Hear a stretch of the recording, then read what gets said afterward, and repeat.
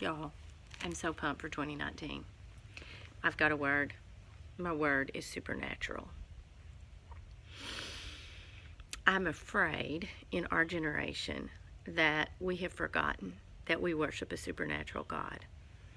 I'm afraid that we've really forgotten that He's God and that He's the one that spoke the world into existence. Yes, He's the one that parted the Red Sea. He's the one that had Jonah swallowed by a big fish. He's God.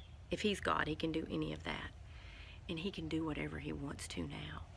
And so in 2019, I'm just asking Him to be supernatural. I think I got to thinking about this because I've kind of been living in Ephesians 1. And in verse 19 it says, I also pray that you will understand the incredible greatness of God's power for us who believe Him. This is the same mighty power that raised Christ from the dead and seated Him in the place of honor at God's right hand in the heavenly realm. Guys, it says, for us who believe Him. I think it's a little different to believe in God and to believe Him. To believe that if we're in Christ, that we have the same power available to us that raised Jesus from the dead. That's huge. Well, that's really huge for 2019 because our culture is crumbling right before our eyes. And that shouldn't surprise us. It says in here it's going to. But it's going to make us look differently if we're serving a supernatural God. And when everybody else is shaken, we're not.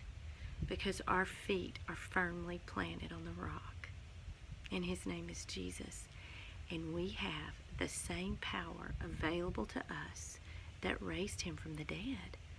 Guys, that's huge. So, this year, it's going to look different in everybody's life.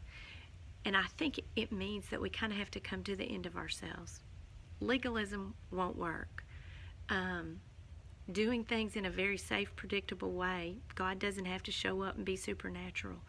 We're going to have to step out of the boat. Oh, I pray we all walk on water. It's going to be good. Y'all have a good day.